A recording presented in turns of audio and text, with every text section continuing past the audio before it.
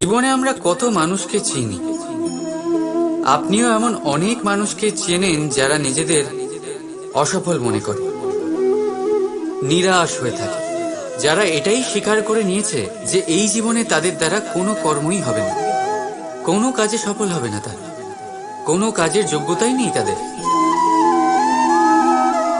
কিন্তু এমনটা একদমই নয়। এই পৃথিবীতে এমন কিছু নেই যার কোনো যোগ্যতাই নেই, এমন কোনো অক্ষর নেই যেটা কোনো মন্ত্রের অংশ নয়, এমন কোনো জড়িবুটি নেই যা ঔষধি নয়, এমন কোনো বিষ নেই যেটা সঠিক সময়ে অমৃত হয়ে যায়। আর সেই প্রকার কোনো ব্যক্তি অযোগ্য হতেই পারে। তাকে অযোগ্য করে তোলে তার চিন্তাধারা। এই জন্য আত্মবিশ্লেষণ করুন, নিজের আত্মাকে নিজেই চিনতে পারবেন, নিজের অন্তরাত্মাকে জাগ্রত করুন। আপনি দেখতে পাবেন এই পৃথিবীর ভিত তৈরি হয় আশা দিয়ে। সেই পৃথিবীতে নিরাশা, হতাশা আর হারের মতো শব্দগুলির কোনো অস্তিত্বই নেই। রাধা রাধা। আমি আপনাদের বলেছিলাম যে সংসারের সব থেকে বড় অস্ত্র আর সব থেকে বড় সম্বল হলো বন্ধুত্ব। কিন্তু এই বন্ধুত্ব কেমন হওয়া উচিত? বন্ধুত্ব হওয়া উচিত দুধে মিশানো জলের মতো। কিভাবে? দুধে যখন জল মেশানো হয় তখন সেই জল নিজেই দুধে পরিণত হয়। এবার ভাবুন, দুধের সাথে বন্ধুত্ব করে জলের গুরুত্ব কেমন বেড়ে গেল। তবে এখানেই কিন্তু এই গল্পের শেষ নয়। যখন দুধকে গরম করা হয় তখন জল নিজের বন্ধুত্ব পালন করে। জল নিজে আগে সেটার তাপ নেয়, নিজের অস্তিত্বকে বাষ্পে রূপান্তরিত করে আর দুধকে বাঁচিয়ে নেয়। আর তারপর জল বাষ্প হয়ে গেলে দুধ ফুটতে থাকে, সে পাত্র থেকে বেরিয়ে উপচে পড়ে। আর শান্ত তখনই হয় যখন তাতে আবার জল মেশানো হয়। অর্থাৎ বন্ধুত্ব সেটাই যা বন্ধুর অস্তিত্বকে বিস্তার করে। বন্ধুত্ব সেটাই যা বন্ধুর জন্য নিজের অস্তিত্ব জ্বালিয়ে দেয়। বন্ধুত্ব সেটাই যাতে সুখ আর দুঃখ দুটোই বন্ধুত্বের সাথে যুক্ত। তাহলে এমন বন্ধুত্ব করো যার সামনে কুবেরের ধনও কম পড়ে যায়। রাধা রাধা। ভুল আর মানুষ, এই দুইয়ের সম্পর্ক অবিচ্ছেদ্য। যেমন ডানা আর পক্ষী, যেমন ধারা আর নদী। যদি ভুল মানুষের স্বভাবের এক গুরুত্বপূর্ণ অংশ হয়, তাহলে ভাবুন, এতে লজ্জা কিসের? এতে লজ্জিত হওয়ার কিছু নেই। সেইভাবে দেখতে গেলে ভুল আমাদের নিজেকে আরো উন্নত করার সুযোগ দেয়, নিজেকে আরো ভালো প্রদর্শন করার প্রেরণা দেয়। এখন আপনাদের মধ্যে কেউ এর সাথে সহমত নাও হতে পারে, কেননা অনেকের দৃষ্টিতে ভুল দোষের জন্ম দেয়। দোষ অপরাধের, আর অপরাধের কোনো ক্ষমা নেই, শাস্তি পাওয়া উচিত। কিন্তু আপনি কি কখনো ভেবেছেন এরকম কেন হয়? এর কি কারণ? এর কারণ হলো ভুল স্বীকার করাকে এড়িয়ে যাওয়া। যদি আপনি কোনো ভুল করে স্বীকার না করেন, তবে সেই ভুল দোষে পরিণত হয়, আর দোষ অপরাধ। তবে মনে রাখবেন, নিজের ভুল স্বীকার করা সেই ভুল সংশোধন করার পথে প্রথম পদক্ষেপ হয়ে দাঁড়ায়। আর সর্বদা মনে রাখবেন, অপরাধ হলো সেটাই সময় মতো নিজের ভুল স্বীকার না করা। রাধা রাধা। মানুষ অন্য কোনো বস্তু বা ভাবের সাথে পরিচিত হোক না হোক, ভয় আর ভবিষ্যৎ, এই দুই মানুষের মনে সর্বদা থাকে। যাদের অস্তিত্ব তার নিজের অস্তিত্বের ওপর প্রভাব ফেলে। আশ্চর্য, তাই না? ভয় সেটা যা আপনি জানেন, যা অজানা। আর সেই কারণে আপনার ভয় হয় যে কে জানে কি হবে। ভবিষ্যৎ তাই যা এখনো ঘটেই। তাহলে যা ঘটেনি সেটা নিয়ে চিন্তা কেন? আপনার হাতে আছে বর্তমান। বর্তমানের কর্ম সত্য মন নিয়ে করুন। আর ভাবুন যে নিজের কর্ম আরো ভালোভাবে কি করে করা যেতে পারে। আর নিজের উপরে ভরসা রাখুন। যদি বর্তমানের কর্ম আপনি মন থেকে করেন, তাহলে ভয় নিজেই দূর হয়ে যাবে, আর ভবিষ্যতের ফল অবশ্যই মিষ্টি হবে। তাই ভয় আর ভবিষ্যৎকে নিয়ে চিন্তিত হবেন না, এই বর্তমানেই বাঁচুন।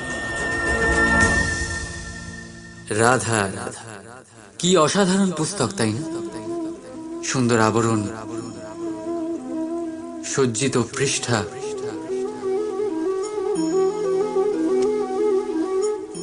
কিন্তু একে কি সত্যিই অসাধারণ পুস্তক বলে গণ্য করা যায়? এটাতে যা লেখা আছে তা কি সত্য, প্রেরণাদায়ী, আমাদের জন্য মূল্যবান? কি করে নিশ্চিত হওয়া যায় এই বিষয়ে? এবার আপনারা বলবেন, এ তো সহজ ব্যাপার, আবরণ দেখে পুস্তকের গুণ বিচার করা যায় না। তার জন্য আপনাকে সেটা পড়তে হবে, সেটা বুঝতে হবে, সময় দিতে হবে, তাই না? একদম ঠিক ভাবছেন আপনারা। আশ্চর্য বিষয় হলো এইটাই, একটা পুস্তকের ব্যাপারে আপনারা এই সব কিছু জানেন, কিন্তু কোনো ব্যক্তির ব্যাপারে আপনারা এইসব কথা নিয়ে একদম ভাবেন না। ব্যক্তির মূল্যায়ন তার বস্ত্র দিয়ে, তার শারীরিক রূপ দিয়ে বা তার সৌন্দর্য দিয়ে করা যায় না। তার জন্য আপনাকে সেই ব্যক্তির মন পড়তে হবে, বুঝতে হবে, তাকে সময় দিতে হবে। কিন্তু আমরা কি করি? গঠন, রং আর সৌন্দর্য দেখে আকৃষ্ট হয়ে যাই, সেটাকে প্রেম ভেবে বসি। আর প্রত্যেক দিন কাউকে না কাউকে এটা বলতে শোনা যায় যে তার প্রেম কাহিনী সফল হলো, সে প্রতারিত হয়েছে। কিন্তু এতে দোষ আর কারণ নয়, স্বয়ং আপনার। আপনি সেই ব্যক্তিকে সময় দেন, আপনি সেই ব্যক্তির বিচারধারা পরখ করেন। প্রেম কিছু মুহূর্তে তৈরি হওয়ার রন্ধন, এর স্বাদ আস্বাদন করার জন্য আপনাকে জীবনভর সময় দিতে হবে। তাহলে সময় দিন, একে অপরের রূপকে নয়, আত্মাকে চিনুন। আর অতি অবশ্যই মন প্রসন্ন হয়ে বলে উঠবে, রাধা রাধা। মানুষের ভাবনা সংসারে সবচেয়ে গভীর, বা বলতে পারেন সবচেয়ে কঠিন ভাব। কখন কি ঘটে যাওয়ার পরে এই মন কি ভেবে বসবে, এটা বলা অসম্ভব। আর আমাদের এই ভাবনা অনেক সময় আমাদের মনে হীন চিন্তা নিয়ে আসে। আমরা সবসময় আমাদের ওপরের শ্রেণীর লোকেদের লক্ষ্য করি, তাদের জীবনের বিশ্লেষণ করি, আর তারপর নিজেকে হীন মনে করি। ও কত ধনশালী, ও কত বলশালী, আর আমার কাছে তো কিছুই নেই, আমি নিঃস্ব, আমি হীন, এই সংসারের জন্য আমি কিছুই নই। মনে হয় না এরকম? কিন্তু আসলে তা নয়। আপনার কাছেও অনেক কিছু আছে, পরখ করে দেখে নিন। অতি ক্ষুধার্ত মানুষ যদি এক মুঠো ভাত পেয়ে যায়, তা যতই অন্যের কাছে ক্ষুদ্র অন্নের দানা হোক, তার কাছে তা ভোজের থেকে কোনো অংশে কম নয়। তাই যখনই মনে হীন চিন্তার উদ্রেক হবে, আপনজনদের দিকে তাকান, তাদের কথা ভাবুন। আপনার বিশ্বাস হয়ে যাবে, আপনি যতই মনে করেন এই সংসারের জন্য আপনি কিছুই নন, কিছু মানুষের জন্য আপনি গোটা সংসার সমান। তাই যা আপনার সংসার, তাতেই সুখী থাকতে শিখুন। রাধা রাধা।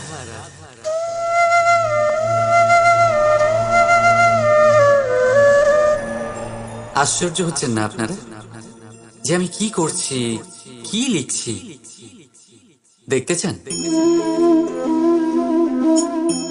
এবার আপনারা ভাবছেন আমি মাটিতে মাটি কেন লিখছি। এর পেছনে একটা বড় কারণ আছে, কিন্তু সেটা বিশ্লেষণ করার আগে আমাকে একটু জলের ওপর জল লিখতে দিন।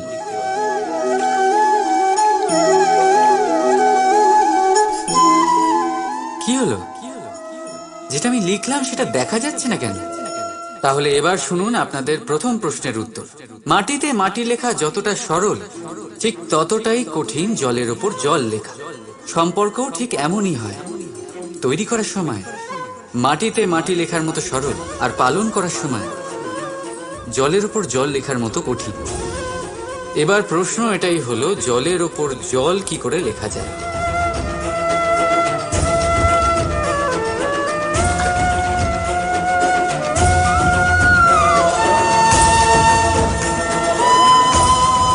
যেভাবে এই পাথরগুলো জলের মধ্যে ডুবে জলের গভীরে চলে গেল, ঠিক এইভাবে আমাদের সম্পর্ক পালন করতে হবে।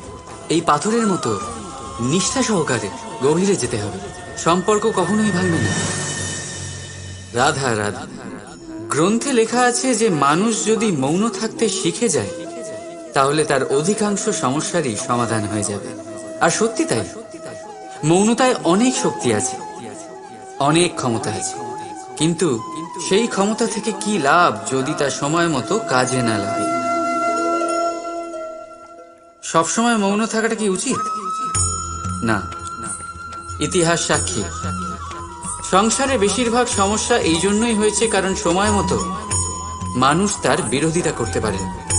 মৌন ছিল। যদি মৌন থাকাটা অস্ত্র হয় তাহলে সেটাকে ঠিক সময় ব্যবহার করাটাও জরুরি।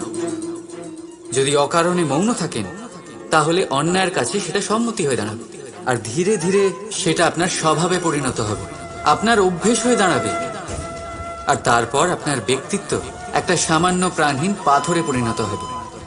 প্রয়োজন পড়লে নিজের বাণীর সদ্ব্যবহার করতে শিখুন। বাণীকে কখন বশে রাখবেন আর কখন মৌন থাকা উচিত নয়, এর থেকেও বেশি গুরুত্বপূর্ণ এটা বিচার করা যে কখন মৌনতা ভাঙতে হবে। রাধা রাধা। আপনি শুধু আমাদের দূরে করেছেন বড় ভাই, কিন্তু দূরে রাখতে পারবেন না।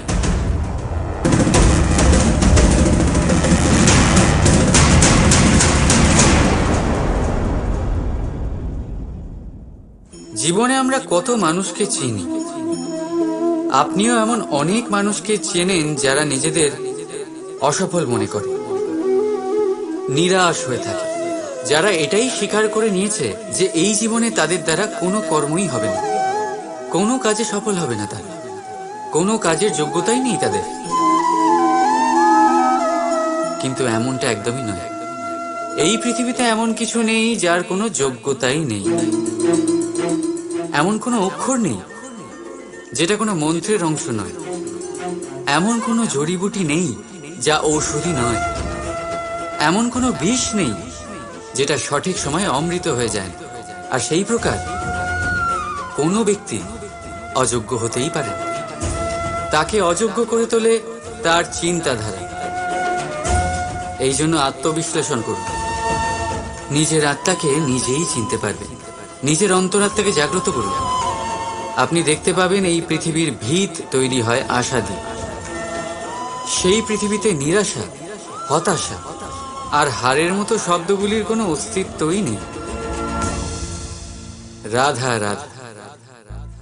यदा यदा हि धर्मस्य ग्लानिर्भवति भारत अभ्युत्थानं अधर्मस्य तदात्मानं सृजाम्यहम्। যখন যখন পৃথিবীতে পাপ বাড়ে, ধর্মের হানি হয়, তখন তখন আমি আসি। এটা তো আপনারা সবাই জানেন, কিন্তু এটা কখনো ভেবে দেখেছেন যে কেন আমি এই মর্তলোকের প্রাণী হিসেবেই অবতীর্ণ হই? কেন আমি মানুষ রূপে আপনাদের মাঝেই থাকি? আজ বলছি, সংসারে পাপ আর পুণ্য সমতা বজায় রাখে, কিন্তু যখন পাপ তার সীমা পার করে যায় আমাকে আসতেই হয়। কারণ কারণ এই যে আপনারা আমাকে বিস্মৃত হন। আশ্চর্য হবেন না, আমি আপনাদের মধ্যেই থাকি, শুধু আপনারা নিজেদের অন্তরে থাকা পরমাত্মাকে বিস্মৃত হন।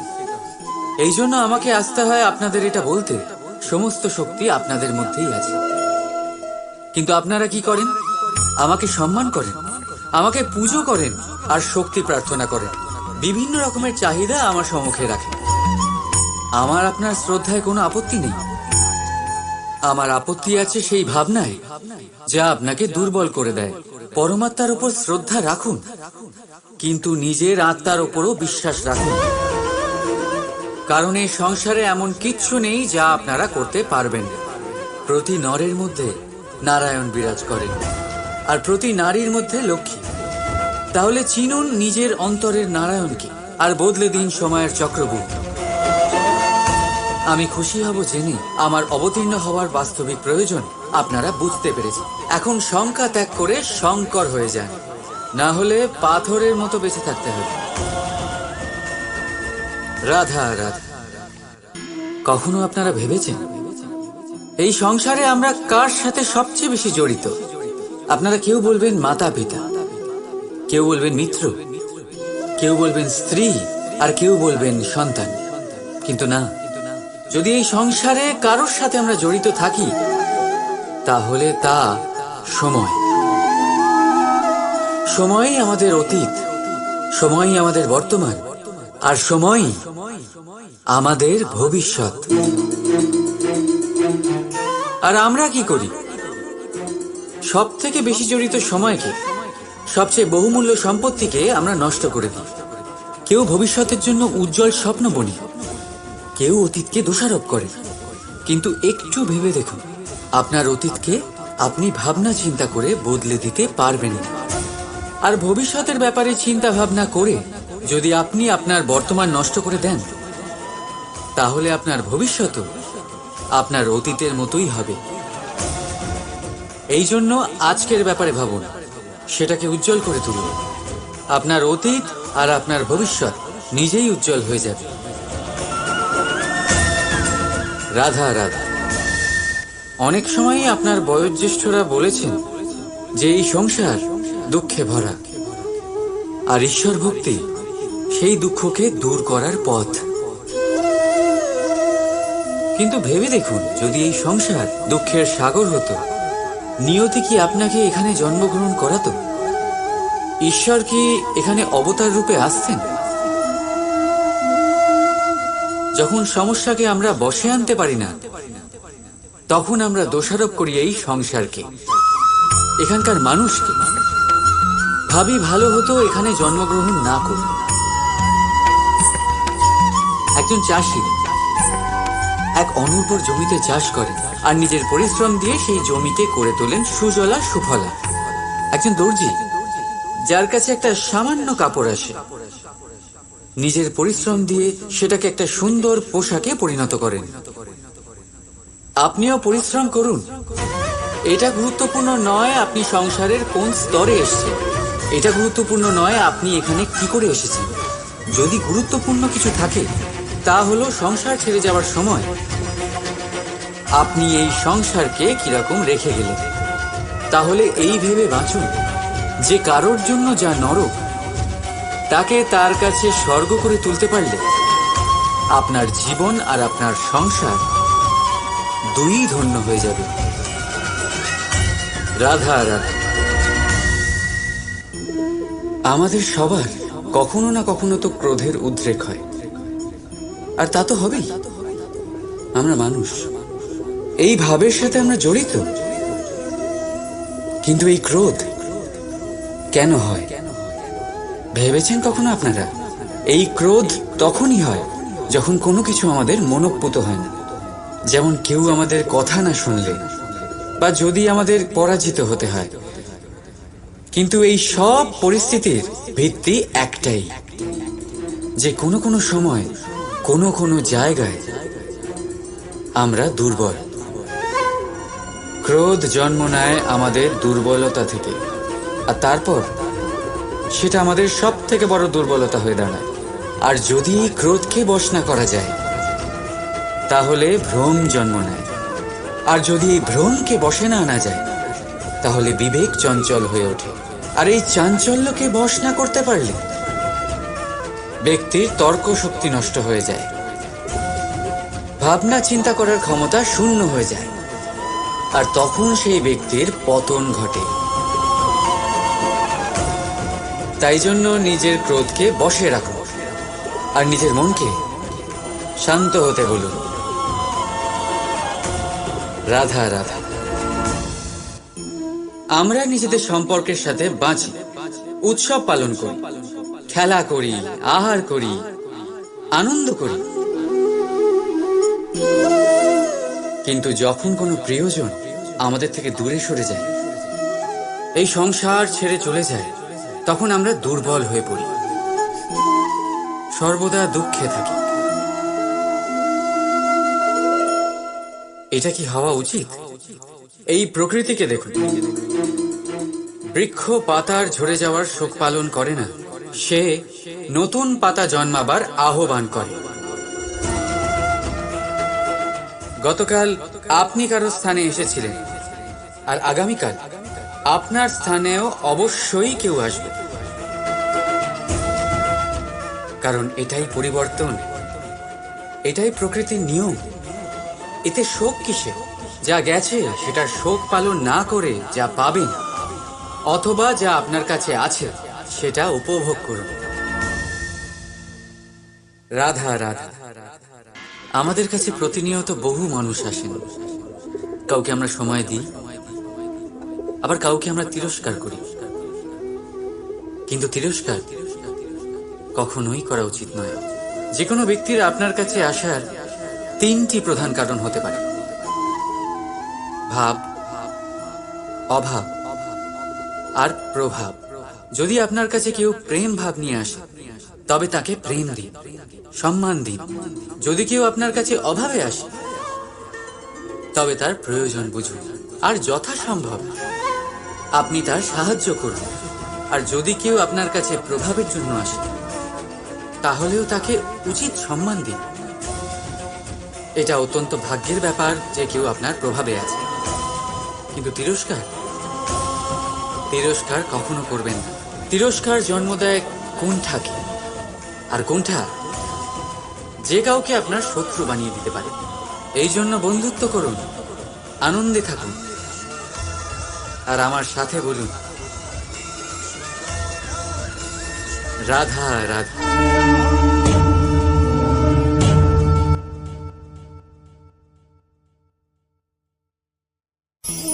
কি অমূল্য, কি সুন্দর এই রত্ন। এবার ভেবে দেখুন, যদি আমি এই রত্নকে ব্যবহার করি আখরোট ভাঙার জন্য, তাহলে কি হবে? বা ভেবে দেখুন, এই রত্ন নিয়ে আমি যদি বন্ধুদের সাথে খেলা করতে শুরু করে দিই, তাহলে কি হবে? আপনি তো হাসবেন আমার ওপর। আপনি বলবেন, এত অমূল্য একটা রত্ন, এর দ্বারা কত দুঃখ দূর করা সম্ভব। এই মূল্যবান রত্নের আমি অপব্যবহার করছি। একদম ঠিক বলেছেন, আমি মেনে নিচ্ছি। মূল্যবান বস্তুর অপব্যবহার করা অনুচিত, কিন্তু আপনিও তো তাই করছেন, তাই না? ভেবে দেখুন, মানুষ এই সংসারের সর্বশ্রেষ্ঠ প্রাণী, আর মানুষের এই শরীর সব থেকে মূল্যবান রত্ন। এবার এর সাথে আপনি কি করছেন? অপব্যবহার করছেন না, নিজের স্বাস্থ্যের যত্ন নিচ্ছেন না, আপনি অনুচিত পথে চলছেন শুধুমাত্র ধন অর্জন করার জন্য, পাপ কাজ করছেন, কি না করছেন? এটা অপব্যবহার নয়? ভেবে দেখুন, আমরা এই মানব শরীরের সাথে কি করতে পারি। যদি এর আমরা সদ্ব্যবহার করি, তাহলে অনন্ত পুণ্য অর্জন করতে পারি, যার দ্বারা শুধুই নিজেকে নয়, বরং আমাদের আশেপাশের সকলকে সন্তোষ প্রদান করতে পারি। তাই সংকল্প নিন, এটাই যে মানব শরীরের আমি সদ্ব্যবহার করব, পুণ্যের পথে চলব, সকলের মঙ্গলের জন্য, সকলের প্রসন্নতার জন্য। এই কর্ম করুন, এই পথে চলতে থাকুন। এই মন সন্তোষ বোধের সাথে বলবে রাধা রাধা।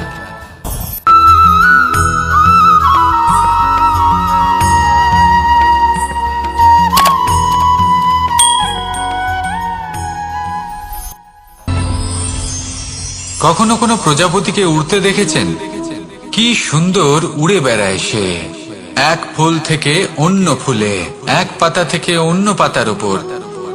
কিন্তু সে কিভাবে উড়তে শেখে কখনো ভেবেছেন?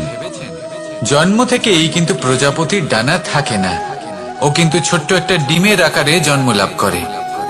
তারপর সেই ডিমটি ভেঙে একটি কীট বাইরে আসে। আস্তে আস্তে সে বড় হয়, ওর শক্তি বৃদ্ধি পায়। তারপর সে সেই কীট দশা ত্যাগ করে নিজের ডানাগুলি মেলে। এই প্রক্রিয়া তার কাছে সরল নয়, অত্যন্ত যন্ত্রণাদায়ক প্রক্রিয়া, কিন্তু সে সেই যন্ত্রণা মেনে নেয় আর তারপর আস্তে আস্তে সে উড়তে শেখে। শুধুমাত্র আকাশে উড়ে বেড়ায় তা নয়, আমাদের মনের মাঝে উড়ে বেড়ায়। এবার এই ডিম থেকে প্রজাপতি হয়ে ওঠার যে যাত্রা, এটা যতটা কঠিন ততটাই কঠিন হয় এই সংসারে শ্রেষ্ঠ কর্ম করা, ততটাই কঠিন হয় এই সংসারে মহান হয়ে ওঠা। সেই জন্য প্রয়োজনীয় প্রচেষ্টা এবং সময়। নিরন্তর প্রচেষ্টা করতে থাকুন, পর্যাপ্ত সময় নিন এবং আপনি নিজেকে এই আকাশে উড়ন্ত অবস্থায় পাবেন। আসুন আমার সাথে ভালোবেসে বলুন, রাধা রাধা। পায়েস হলো আমার বিশেষ প্রিয়। এর মধুর স্বাদ মনকে প্রফুল্ল করে তোলে। ছোটবেলায় মা আমার জন্য পায়েস বানাতেন এবং আমাকে বলতেন যে গরম থাকতে থাকতে খেয়ে নে কানাই, ঠান্ডা হয়ে গেলে ভালো লাগবে না। কিন্তু আমিও দুষ্টু ছিলাম, ঠান্ডা হওয়া পর্যন্ত অপেক্ষা করতাম আর ঠান্ডা হয়ে যাওয়ার পরে মার কাছে যেতাম আর ওনাকে বলতাম যে মা, পায়েস তো ঠান্ডা হয়ে গেছে, এটা গরম করে দিন। তখন মা হাসতেন আর বলতেন যে পায়েস না হয় আমি আবার গরম করে দেব কানাই, কিন্তু এর মধুর স্বাদ, সেই মিষ্টত্ব, সেই সুবাস, সেটা আবার ফিরে আসবে না। কথাটা সত্যি। আর এই সত্যটাই আমাদেরও জীবনের সত্য। আমাদের জীবনের মধুর সম্পর্কগুলি, এতে যখন কটুভাব প্রবেশ করে তখন সেই মিষ্টত্ব ফিরিয়ে আনা প্রায় অসম্ভব ব্যাপার হয়ে যায়।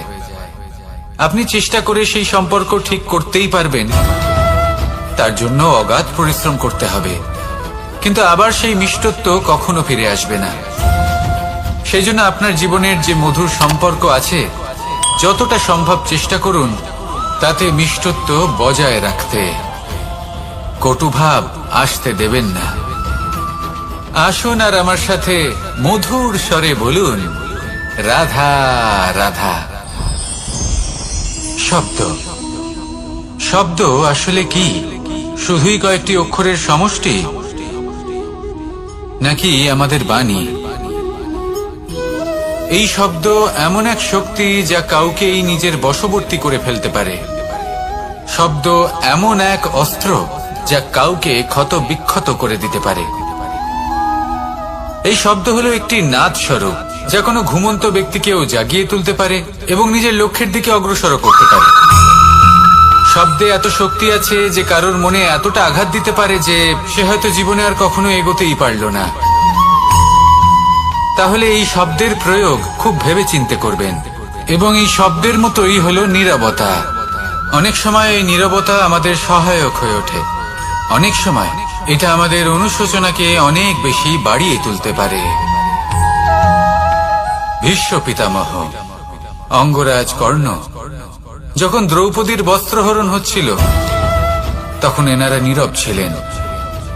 দুর্যোধনের বিরোধিতা করেননি, ওকে বাধা দেননি। আর তারপর কি হলো সেটা আপনারা সকলে জানেন। দেখতে গেলে নীরবতা চুপ করে থাকা, কিন্তু যদি কোনো দুষ্টের সামনে চুপ করে থাকেন, যদি তার বিরোধিতা না করতে পারেন, তাহলে এই নীরবতাই অনেক বড় পাপের আকার ধারণ করে। মনে রাখবেন আর আমার সাথে ভালোবেসে বলবেন, রাধা রাধা। আভূষণ, কার না ভালো লাগে এই আভূষণ? আমরা পরিশ্রম করি, ধন অর্জন করি আর আভূষণ কিনে থাকি, কখনো নিজের জন্য, কখনো বা তাদের জন্য যাকে আমরা ভালোবাসি, বা তাদের জন্য যাকে আমরা সম্মান করি। হয়তো সেই জন্যই সীতা চূড়ামণি ধারণ করেছিলেন এবং আমি সামন্তকমণি। কিন্তু এটাই কি সেই প্রকৃত আভূষণ যা আপনার মূল্য বৃদ্ধি করে? না। শ্রীরামের আভূষণ হলো ওনার নম্র ভদ্র ব্যবহার। মাতা সীতার আভূষণ হলো ওনার সততা, ওনার নিষ্ঠা, ওনার ত্যাগ। অর্জুনের আভূষণ ছিল ওনার একাগ্রতা। রাধার আভূষণ ওনার প্রেম। এই আভূষণ কোথাও নেই, আপনার মনে আছে। যদি আপনার মনে মিষ্টতা থাকে, তা শান্ত হয়, তাতে সততা থাকে, নিষ্ঠা থাকে এবং প্রেম থাকে, তাহলে আপনার অন্য আর কোনো আভূষণের কোনো প্রয়োজন নেই। আপনি যতই ভিড়ের মাঝে থাকুন, আপনার ঔজ্জ্বল্য চোখে পড়বে। আসুন আর আমার সাথে ভালোবেসে বলুন, রাধা রাধা। এই সংসারের সব থেকে বড় সত্যি হলো জন্ম এবং মৃত্যু, কিন্তু আরো বড় একটা সত্য আছে, মিত্র এবং শত্রু, যা আমাদের সকলের জীবনে থাকে। মিত্র সে যে আমাদের সঙ্গ দেয় এবং সংসারের সব থেকে উঁচু শিখরে আমাদের নিয়ে যায়, এবং শত্রু সে যে যে কোনো মুহূর্তে যে কোনো শিখর থেকে আমাদের নিচে ফেলে দিতে পারে। এবার বিচিত্র ব্যাপার হলো এটাই যে আমরা নিজেরাই এদের সাথে নিয়ে চলি, নিজেরাই এদের পালন করি। তা কি করে? প্রথমে বুঝুন এই মিত্র এবং শত্রু কারা। আপনার নিজের মন, আর কেউ নয়। এই মনই হলো মিত্র যখন তাতে ভারসাম্য বজায় থাকে, তা নিয়ন্ত্রিত থাকে, তা পবিত্র হয়। কিন্তু যদি এই মন অনিয়ন্ত্রিত হয়ে পড়ে, যদি আপনাকে সে নিয়ন্ত্রণ করতে শুরু করে, তখন সেই আপনার সব থেকে বড় শত্রু হয়। সেই জন্য এই মনের ওপর নিয়ন্ত্রণ রাখতে শিখুন, এতে ভারসাম্য বজায় রাখতে শিখুন। তাহলে আপনি এমন এক বন্ধুকে পাবেন যে আপনাকে এই সংসারের শিখরে পৌঁছে দেবে। আসুন আমার সাথে ভালোবেসে বলুন, রাধা রাধা। ঈশ্বর আসলে কে? সংসারের বেশিরভাগ মানুষের কাছে ঈশ্বর হলেন এই সংসারের রচয়িতা, পালনকর্তা। কারোর কাছে উনি জ্ঞাতা, কারোর কাছে উনি হলেন আস্থার প্রতীক, আবার কারোর জন্য শুধুমাত্র অন্ধ বিশ্বাস। কিন্তু এই ঈশ্বর কি কোনো শরীর, নাকি একটা বোধ, নাকি শুধুই শ্রদ্ধা? ঈশ্বর হলেন তিনি যিনি হলেন আপনার ইষ্ট। সেই জন্যই তো গুরু, মাতা, পিতা এনাদেরও ঈশ্বরই বলা হয়েছে। যাদেরকে আমরা ঈশ্বর বলে মনে করি, যারা আমাদের ইষ্ট, তারা আমাদের একটি পথ দেখান, একটি দিকে চালিত করেন। সেই পথে চলে আপনি শুভ কর্ম করতে পারেন। আর যখন কোনো ব্যক্তি তার ঈশ্বরের আদেশ পালন করেন, তখন সে নিজে থেকেই শুভ পথে অগ্রসর হয়ে যান। বেশ কয়েকজন মানুষ ঈশ্বরের ওপর আস্থা রাখেন এবং ভাবেন যে অনুচিত কোনো কাজ করা উচিত নয়, ঈশ্বর দেখছেন। ওনারা ভয় পান যে কোনো অনুচিত কর্ম করলে কে জানে তার পরিণাম কি হবে। এমন অনেক ব্যক্তি রয়েছেন যারা ঈশ্বরকে বিশ্বাস করেন এবং জানেন যে ঈশ্বর তাদেরকে দেখছেন, তাই যে যে শুভ কর্ম ওনারা করেছেন তার ফল তারা অবশ্যই পাবেন। এবার আপনি ভয় পেয়ে ঈশ্বরকে বিশ্বাস করবেন, নাকি বিশ্বাসের দ্বারা ঈশ্বরকে বিশ্বাস করবেন, সেই সিদ্ধান্ত আপনারই।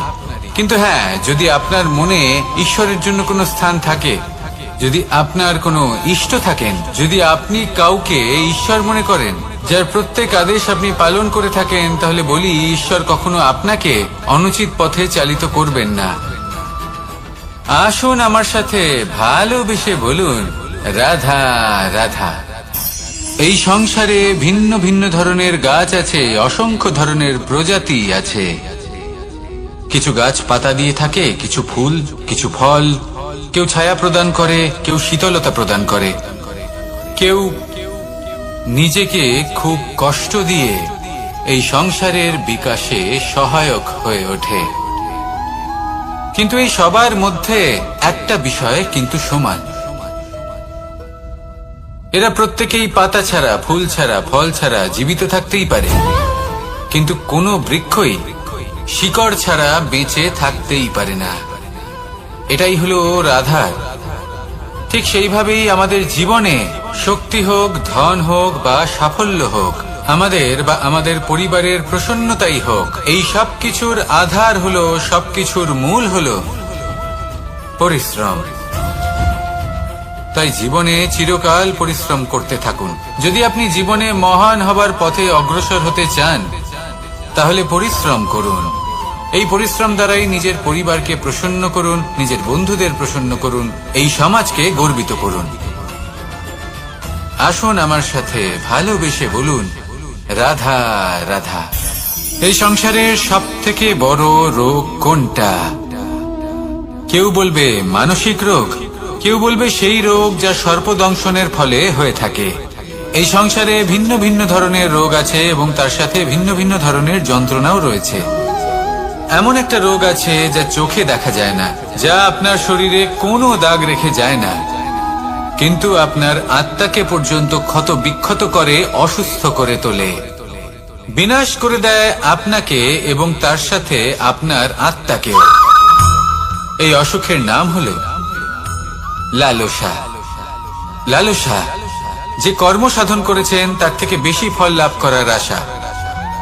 লালসা, যা আজ আছে তার থেকে অনেক বেশি লাভ করার ইচ্ছে। এই ইচ্ছে এই সংসারে সবার থেকে এগিয়ে থাকার আপনাকে প্রেরণা যোগাবে, কিন্তু তার জন্য আপনাকে অপরাধযোগ্য কাজ করতে উৎসাহিত করবে। আপনার বন্ধু, আপনার আত্মীয়, আপনার পরিবার, এই সবার থেকে আপনি কখন দূরে চলে যাবেন আপনি বুঝতেই পারবেন না। উচিত অনুচিত কোনটা, ধর্ম অধর্ম কোনটা, সব ভুলে যাবেন আপনি। সেই জন্য মনে রাখবেন, নিজের জীবনে যদি আপনি লালসার থেকে নিজেকে দূরে রাখতে পারেন, তাহলে এর অর্থ হলো যে আপনি এই সংসারের সব থেকে বড় অসুখের ওপর বিজয় লাভ করেছেন। আসুন আমার সাথে ভালোবেসে বলুন, রাধা রাধা। এই সাগর কত বিশাল আকার, কখনো শান্ত কখনো উত্তাল, কিন্তু এই সাগরকে এত মহান কে করে তুলল? জল। এবার এই জলের যাত্রা দেখুন, সেটা কতটা কঠিন। এই জল সাগরে থাকে। সূর্য ওকে এতটা উত্তপ্ত করে তোলে যে এই জল নিজের অস্তিত্ব হারিয়ে ফেলে এবং বাষ্পে পরিণত হয়ে হাওয়ায় মিলিয়ে যায়। তারপরে আকাশে যায় আর নিজের অস্তিত্ব আবার হারিয়ে ফেলে, মেঘে পরিণত হয়। তারপর এই মেঘ কোথাও গিয়ে কোনো পর্বতে ধাক্কা খায়, তারপর আবার এই জল নিজের অস্তিত্ব হারায়। তারপরে বর্ষার রূপ ধারণ করে তা বর্ষিত হয়, বা কোনো পর্বতের চূড়ায় তার শিখরে বরফের রূপ ধারণ করে। তারপরে এই বর্ষা মাটির দিকে নিজের যাত্রা শুরু করে। এবার মাটিতে ঝরে পড়া এই বর্ষা স্রোতের আকার ধারণ করে এবং আস্তে আস্তে বইতে থাকে। এই নদীর আকার ধারণ করে এবং নদী রূপে বইতে বইতে পাথরে ধাক্কা খায় বা কোনো পর্বতে ধাক্কা খায়, আর তারপর এই নদী এসে সাগরে সমাহিত হয়ে যায়। নদীর এই জল আবারও নিজের অস্তিত্ব হারিয়ে ফেলে, কিন্তু এইবার সেই জল নিজেই সাগরে পরিণত হয়। এটা আমাদের সকলের জন্য একটা শিক্ষা যে এই সংসারে জীবন এবং সময়ের হলো এক অনন্ত যাত্রা। এই সংসারে যা কিছু আছে তার সূত্রপাত কোথাও একটা হবেই। সেই জন্য মৃত্যু এবং সমাপ্তির চিন্তা ত্যাগ করে দিন, আর যে সূত্রপাত আপনি লাভ করছেন তার আনন্দ উপভোগ করুন। ভেবে দেখুন আপনি কিভাবে শ্রেষ্ঠ কর্ম করতে পারেন যাতে এই সংসার এবং এই সমাজ, এই দুইয়ের মঙ্গল সম্ভব। আসুন আমার সাথে ভালোবেসে বলুন, রাধা রাধা। মাকড়সার জাল দেখতে পাচ্ছেন? মাকড়সারা ভীষণ পরিশ্রম করে এটা তৈরি করে, নিজের শরীরের রস দিয়ে এই জাল বোনে। আপনি কি এটার উদ্দেশ্য জানেন? আসলে মাকড়সা এই জালে ছোট কীটপতঙ্গ ধরে তাদেরকে খাদ্যরূপে গ্রহণ করে। কিন্তু আপনি কি এই কথা জানেন যে একদিন মাকড়সা নিজেই নিজের জালে জড়িয়ে মৃত্যুবরণ করে থাকে? বলুন, কি করেন আপনি এই জাল দেখতে পেলে? দেখতে পেলেই মুছে ফেলেন এর অস্তিত্ব, তাই না?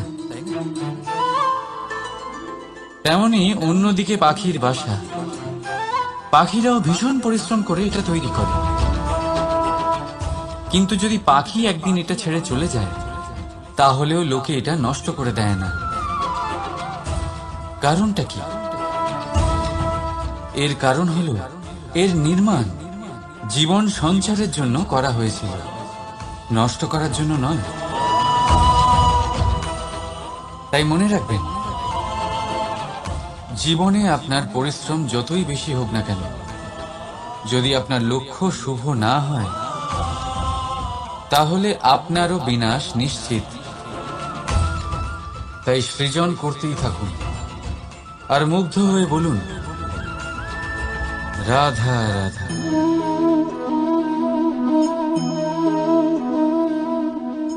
আপনার কি মনে হয় আমি কি করছি? আপনি বলবেন আমি প্রদীপ জ্বালাচ্ছি, সঠিক। কিন্তু প্রশ্ন হচ্ছে যে আমি কি আপনাকে বলেছি যে একে প্রদীপ বলা হয়? না। এই প্রদীপ কি নিজেই নিজের পরিচয় আপনাকে দিয়েছে? না। তাহলে আপনি কি করে জানলেন যে একে প্রদীপ বলা হয়? উত্তর হচ্ছে, পড়বে যে লোকে আপনাকে প্রদীপ ভেবে ভালোবাসবে নাকি সাপ ভেবে ভীত হয়ে থাকবে। রাধা রাধা। সময় কত বিচিত্র হয়। সময় আমাদের পক্ষে থাকলে আমরা নিজেদের রাজা মনে করি, আর সেই সময় যদি বিপক্ষে চলে যায় তাহলে নিঃস্ব হতে সময় লাগে না। তাই মানুষের একটা অভ্যেস আছে, খারাপ সময়ের জন্য কিছু সঞ্চয় করা। আত্মীয়, বন্ধু খারাপ সময়ে পাশ থেকে সরে যায়। যশ, মান প্রতিকূল সময় চিরস্থায়ী হয় না। তাই মানুষ মনে করে অর্থ সঞ্চয় করাই শ্রেয়। অর্থের কোনো হৃদয় নেই যা সময়ের সাথে পরিবর্তিত হবে। সংসার বলে সর্বদা অর্থ সঞ্চয় করতে থাকুন।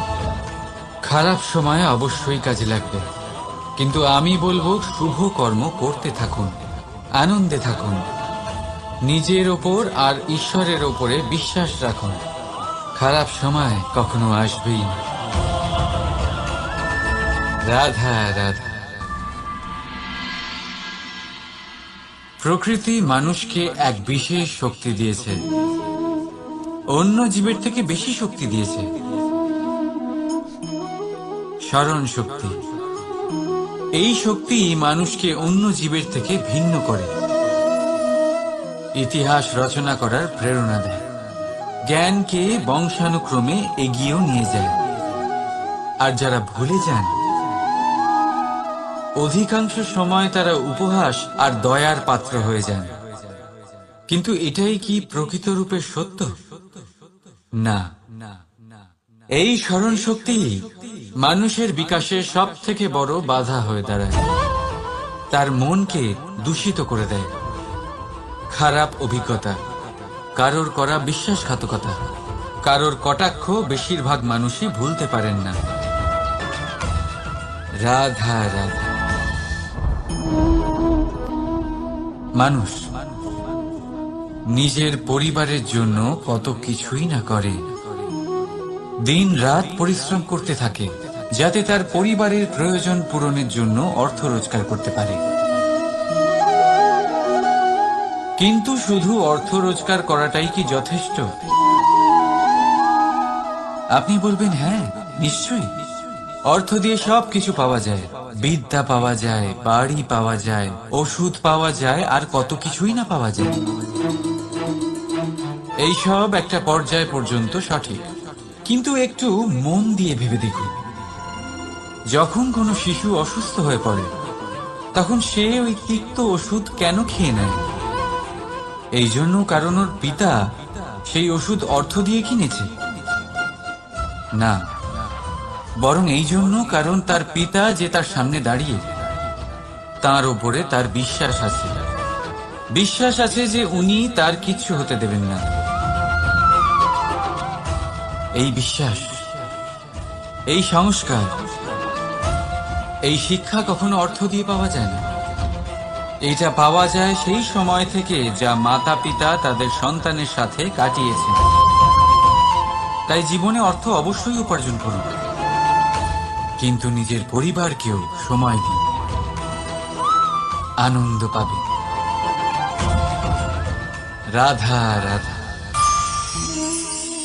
বিরোধিতা এমন এক শব্দ যা শুনে আমরা সবাই ভয় পেতে থাকি। যদি কেউ আমাদের বিরোধিতা করে তা আমাদের সহ্য হয় না। আমরাও কারোর বিরোধিতা করে কোনো শত্রুতা করতে চাই না। এই ধরনের ভাবনা আমাদের মনে আসতেই থাকে। কিন্তু বিরোধিতা, এই শব্দ আপনার শান্তির জন্য, আপনার সুখের জন্য কতটা গুরুত্বপূর্ণ তা আপনারা জানেন না। তাই যদি কাল এসে কেউ আপনার বিরোধিতা করে, তখন সবার আগে নিজেকে যাচাই করুন। আপনি কি ভুল করেছেন?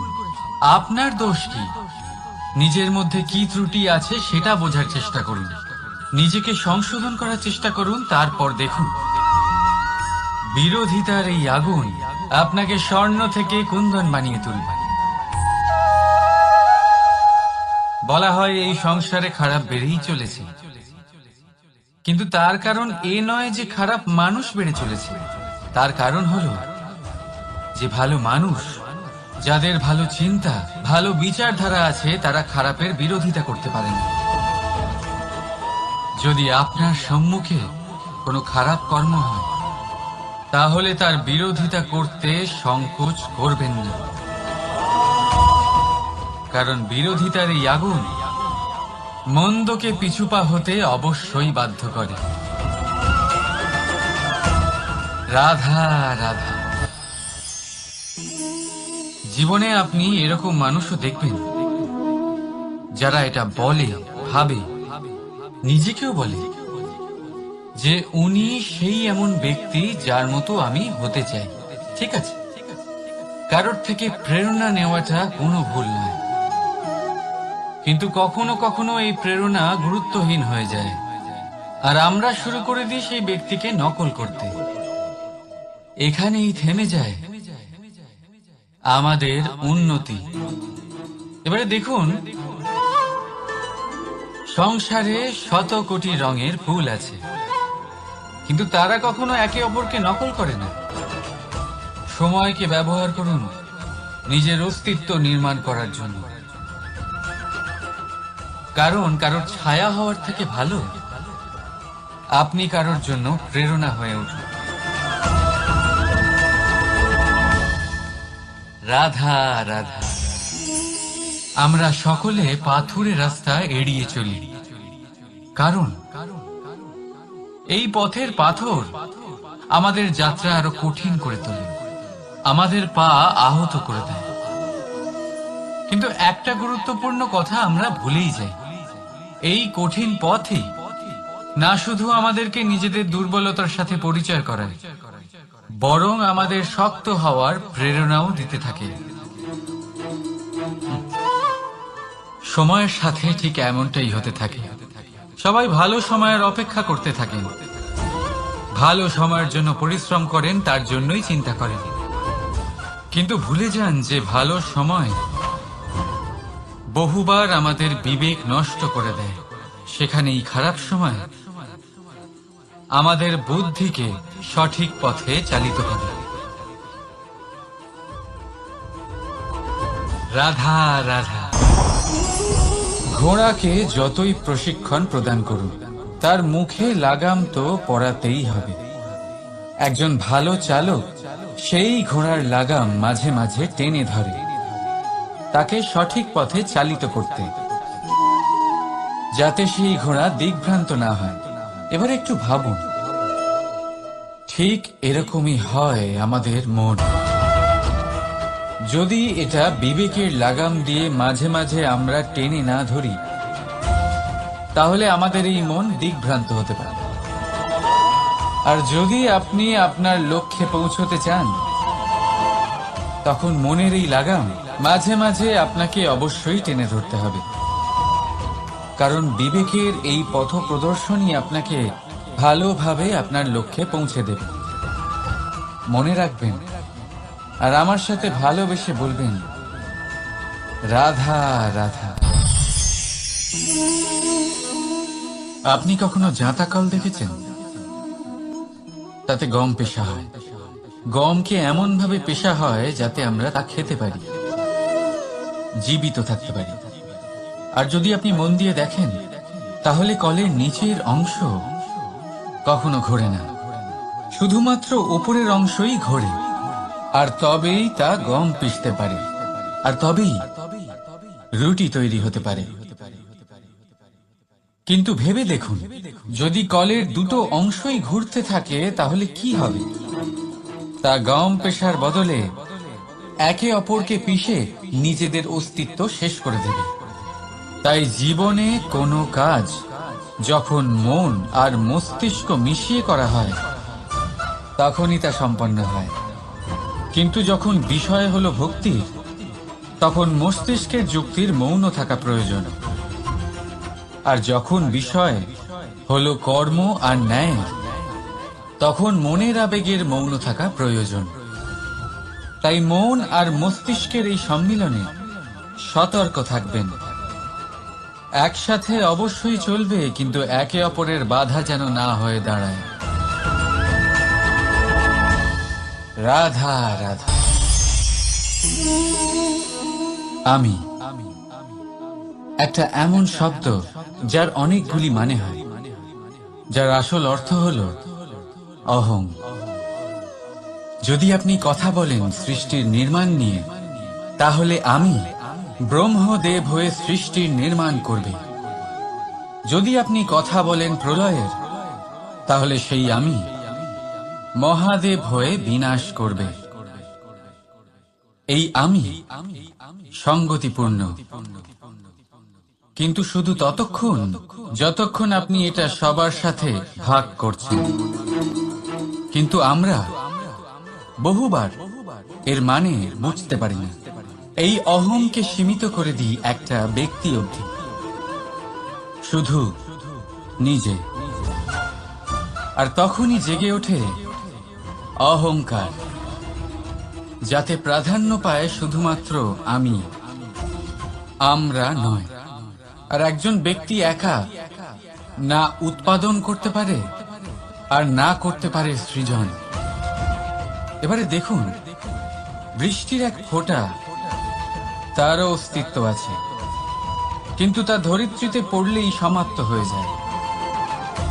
কিন্তু যখন ফোঁটাগুলি একসাথে পড়ে, তখন শুরু হয় বর্ষা, আর তখনই তৈরি হয় ধারা। রাধা রাধা। বলুন, কি দেখতে পাচ্ছেন আপনি? আমার হাতের এই সাদা বস্ত্র, নাকি এতে লেগে থাকা এই কালো দাগ? এবারে সত্যি কথা বলতে কি, আপনার নজর সবার আগে এই কালো দাগের উপরে গেছে। ঠিক আছে, এমনই তো হয়। ভীষণ কম মানুষ থাকেন যারা ভাবেন কোনো ব্যক্তি ভীষণ পরিশ্রম করে এই বস্ত্র ধুয়েছেন, এটা শুকিয়েছেন। বেশিরভাগ মানুষের নজর যায় এই দাগের উপরে, ভাবেন যে এটা কি করে লাগলো। কিছুটা এরকমই হয় আমাদের ব্যক্তিত্বের সাথে। আমাদের শুভ কর্মের ওপরে আমাদের একটা খারাপ কর্ম ভারী মনে হয়। এবারে ভাবুন, যদি আমি চন্দ্রের কথা বলি, তাহলে তার শীতল আলো দেখার পূর্বে তার কলঙ্ক লক্ষ্য করেন, সেই চাঁদে লেগে থাকা কালো দাগ দেখে নেন। সেই জন্যই বিশেষ করে যারা শুধুমাত্র শুভ চিন্তা করেন আর উপকারী কর্ম যারা করেন, তাদের আমি বলবো সাবধানে থাকবেন। কারণ আপনার একটা খারাপ কর্ম চিরকালের জন্য উদাহরণ হয়ে দাঁড়াবে। রাধা রাধা। সাফল্য। যদি আপনাকে জীবনে সাফল্য পেতে হয়, তাহলে আপনি একাধিক মানুষ পাবেন যারা একাধিক উপায় বলবে আপনাকে সাফল্য পাওয়ার। দীর্ঘ সময় ধরে পরিশ্রম, চেষ্টা, নির্ধারণ, নিষ্ঠা, এই বিষয়ে ভাষণ দিতে থাকবেন। একাধিক রকমের উদাহরণ আপনার সামনে তুলে ধরবেন। কিন্তু আমার এটা মনে হয়, আমরা কেন সেই বিষয়ে কথা বলি না যা মানুষকে অসফল করে তোলে? শুধু দুটো ব্যাপার অসফল হওয়া নিশ্চিত করে। শুধু দুই ধরনের মানুষ বেশিরভাগ অসফল হয়। প্রথম তারা যারা ভাবে অনেক কিছু কিন্তু কিছুই করে না। আর দ্বিতীয় তারা যারা অনেক কিছু করতে থাকে কিন্তু ভাবনা চিন্তা না করে। ভাবনা আর কর্ম, এদের মাঝে সামঞ্জস্য রাখা খুব জরুরি। যদি এটা থাকে তাহলে জীবনে কখনো অসফল হবেন না। রাধা রাধা। আপনি অনেককে এই কথা নিশ্চয়ই বলতে শুনেছেন, এই ব্যক্তির দৃষ্টিতে দম্ভ আছে, এই ব্যক্তির চোখের ওপর অহংকারের পর্দা পড়ে আছে, ইত্যাদি ইত্যাদি। চলুন আমি আপনাকে একটা প্রশ্ন করছি, আপনি দেখেন কি দিয়ে? দৃষ্টি দিয়ে নাকি দৃষ্টিভঙ্গির সাহায্যে? ভাবুন। চিন্তায় পড়ে গেলেন নিশ্চয় পরিচয়ের সাথে সাক্ষাৎ করা। উদাহরণ হিসেবে চন্দ্র। চন্দ্র আমরা সবাই দেখেছি। বহু মানুষ আছেন যাদের চন্দ্র অত্যন্ত সুন্দর লাগে। পাথরকে ভগবান ভেবে পুজো করবেন নাকি ভগবানকে পাথর ভেবে পরিত্যাগ করবেন?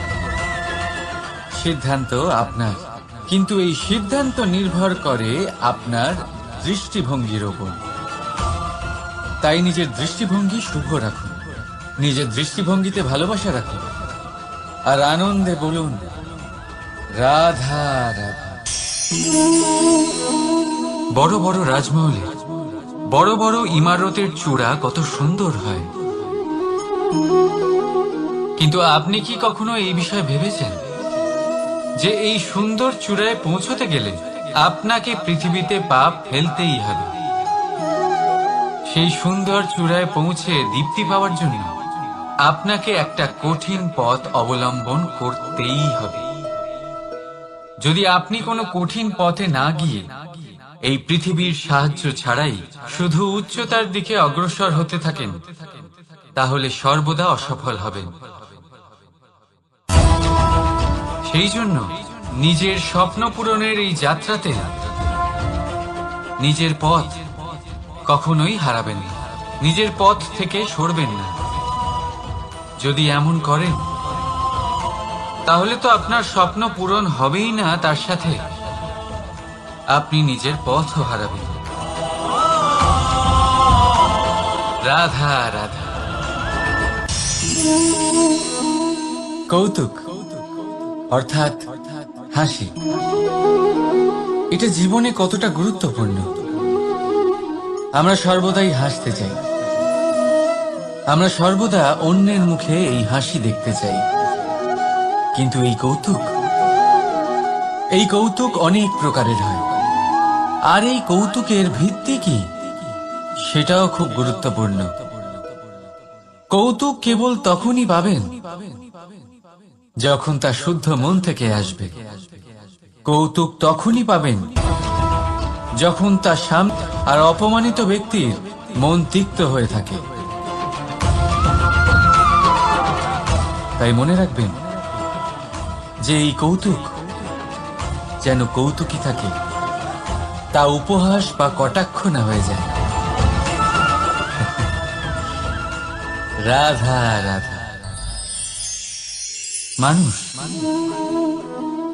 এই শব্দের সূচনা হয় মন থেকে, আর সেই জন্যই হয়তো আমাদের এই মন এতটা গুরুত্বপূর্ণ। এবারে দেখুন না, আমাদের মনই সবকিছু চালনা করে। মনই সেই যে কল্পনা করে, মনই সেই যা কল্পনাকে বাস্তবে পরিণত করার জন্য পরিশ্রম করতে আমাদের প্রেরণা যোগায়। মনই সেই যা লোভের জালে জড়িয়ে পড়ে। মনই সেই যা অভিমানের পর্দা দিয়ে ঢেকে যায়। আর এই মনই সেই যা আপনাকে বিনাশের দিকে টেনে নিয়ে যেতে পারে। কিন্তু যদি তা পরোপকার করার ইন্ধন পায়, তাহলে এমন কোনো মহান কাজ নেই যা আপনি করতে পারবেন না। কিন্তু এই মন কি? এটা বোঝানো যায় দুটো শব্দের মাধ্যমে, দুটো সহজ শব্দ। প্রথম, একজন কুশল সেবক।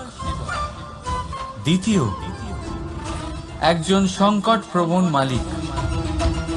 যদি আপনার এই মন আপনার নিয়ন্ত্রণে থাকে, তাহলে সে হলো আপনার সেবক। তাই আপনার অস্তিত্ব আছে। কিন্তু যদি আপনার মন আপনার কর্মের ওপরে নিয়ন্ত্রণ করে, তাহলে এই মন আপনার মালিক, আর তখন আপনার বিনাশ নিশ্চিত। তাই নিজের এই মনকে নিয়ন্ত্রণে রাখুন, কিন্তু ভালোবেসে। আসুন আমার সাথে আনন্দে বলুন, রাধা রাধা। এই সূঁচ দেখতে পাচ্ছেন আপনি? এটা শুদ্ধ লোহা দিয়ে তৈরি। বস্ত্র সেলাই করার কাজে লাগে, অস্ত্রোপচারে কাজে লাগে।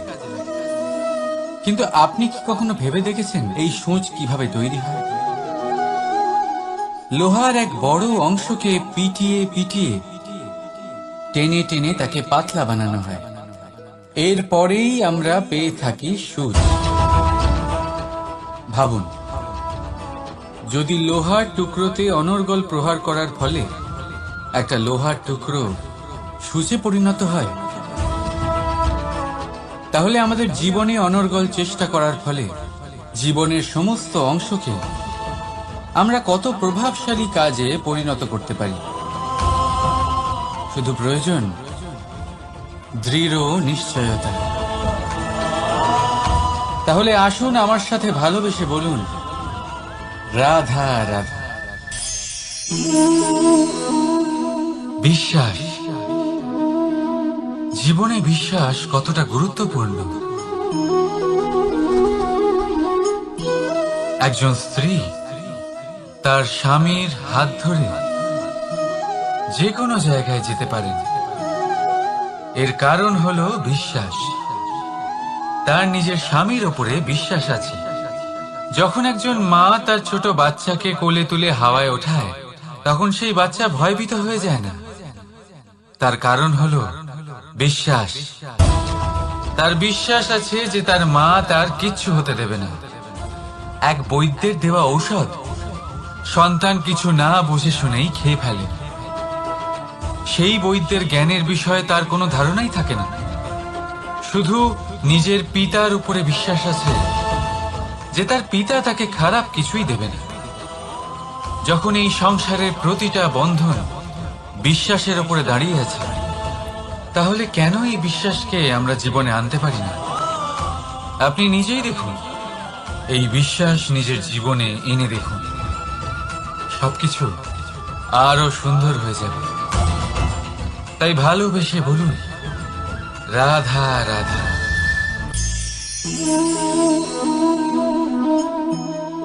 অহংকার, এই শব্দটা সবাই শুনেছেন। বহু মানুষকে আপনি এটা বলতে শুনেছেন যে ওই ব্যক্তির অহংকার আছে, ওই মানুষটির ক্ষমতার অহংকার আছে, ওই ব্যক্তির নিজের রূপ নিয়ে অহংকার আছে, ওই ব্যক্তির নিজের অর্থের অহংকার আছে, ইত্যাদি ইত্যাদি। কিন্তু এই অহংকার, এর অস্তিত্ব হয় কি করে? এবারে একবার এই হাতটা দেখুন। যদি এই হাতের 5 আঙুল উঠে দাঁড়ায়, আশীর্বাদ। আর যদি এই হাতের 5টা আঙুল একসাথে মুঠো হয়ে যায়, শক্তি। সংকটের বিরুদ্ধে ঢাল। কিন্তু এই একটা আঙুল সংকটের কারণ হয়ে দাঁড়াতে পারে। এই একটা আঙুল শত্রুকে আহ্বান জানায়। এবার অহংকার বলে এই শব্দটাই দেখে নিন। আমাদের থেকে আলাদা হয়ে গেলে হয় অহং। অহং অর্থাৎ ব্যক্তির মনে হয় যে সে আপনদের থেকে, নিজের বন্ধুদের এবং সঙ্গীদের থেকে, নিজের পরিবারের থেকে অনেক উপরে, অনেক শ্রেষ্ঠতর সে। কিন্তু মনে রাখবেন, এই অহংকার কোনো ব্যক্তির অস্তিত্বের বিনাশের প্রথম ধাপ। তাই ঝেড়ে ফেলে দিন এই অহংকারকে আর বিশ্বাস করুন আমাদের ওপর, কারণ তখনই আপনি শান্তি পাবেন। আর সেই শান্তির সাথেই বলে উঠবেন, রাধা রাধা।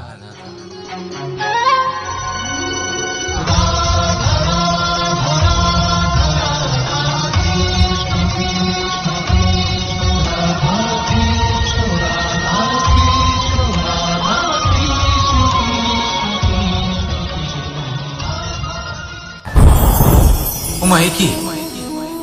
আমি কখন থেকে এখানে অপেক্ষা করছি, হাত পেতে দাঁড়িয়ে রয়েছি যাতে একটা ফল আমার হাতে এসে পড়ে এবং সেটা আমি খেতে পারি।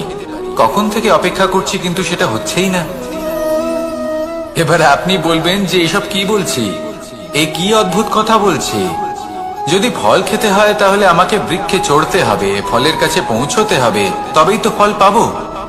এবারে এটা অত্যন্ত সহজ ব্যাপার, কিন্তু এই বিষয়টা আপনি নিজের জীবনের প্রসঙ্গে ভেবে দেখুন।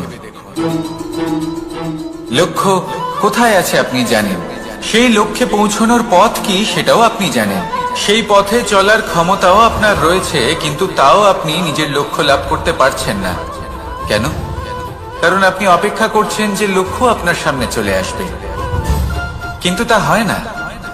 লক্ষ্য সে যাই হোক না কেন, ধন হোক, প্রেম হোক, কোনো সম্মান হোক বা মোক্ষ হোক, যদি আপনি তার দিকে অগ্রসর না হন তাহলে ফল প্রাপ্তি অসম্ভব ব্যাপার, তা কোনোদিনই হবে না।